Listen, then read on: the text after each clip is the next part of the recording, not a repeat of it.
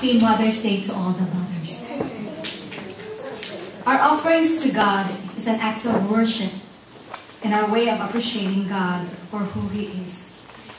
They can be used as thanksgiving offering when a person who has been blessed, delivered, or protected may want to come and give thanks to God for what He has done.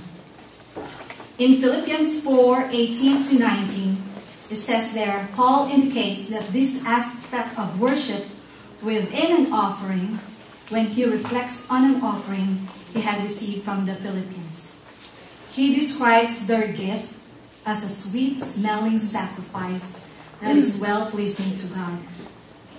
It paints the word picture of the offering at the altar, whose sweet smell would rise into the presence of God, and if a sweet fragrance was perceived, the offering was accepted. Our giving, our offering to God, acknowledges God as a source of total supply and blessing in our lives.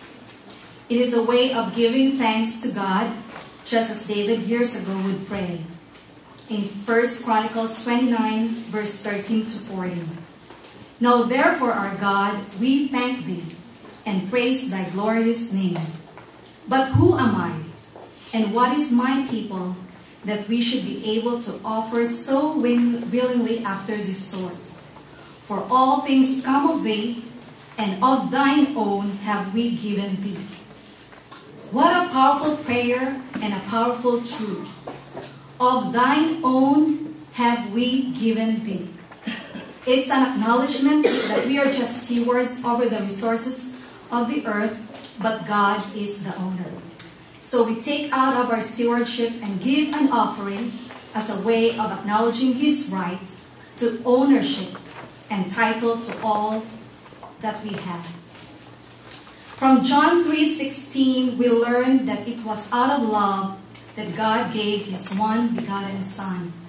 It can be concluded that it was love that was the source of God's indescribable gift. Therefore, giving can be viewed as an expression of love. We therefore give offerings as expression of our love and commitment to God.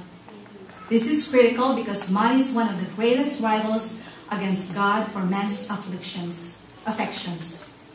When one gives an offering, he is acknowledging that he loves God more than money. It's an antidote against greed. In Matthew 6, verse 24, clearly teaches that one cannot love and serve both God and money. Our giving and offering is a clear demonstration that money does not control us, but rather we control it and direct it for godly purposes. Giving and offering is therefore a declaration that God has prior claim in our lives about the claim of material wealth. I like to call on Annika and Razel to remind us 4 things when we give.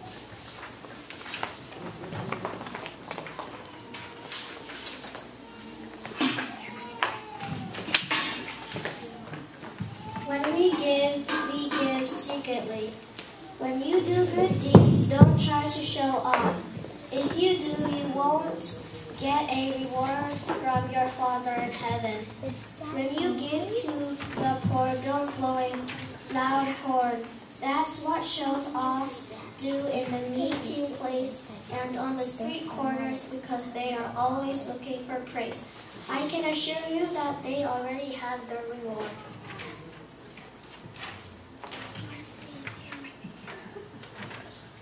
When we give, we give. Don't. With God's priorities in mind. Okay?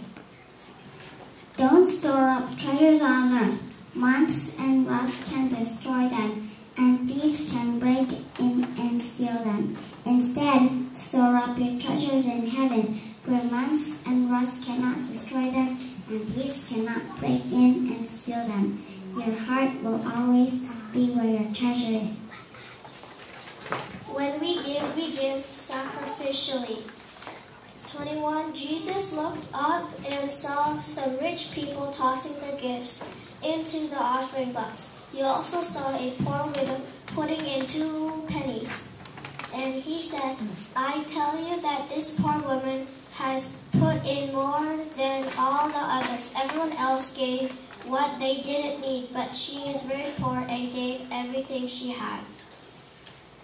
When we give, generously, realizing that your giving determines that what you receive. Luke 6, verse 38. If you give to others, you will be given a full amount in return.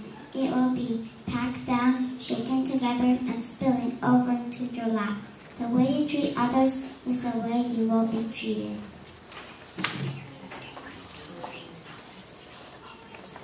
Now let us take out the offerings.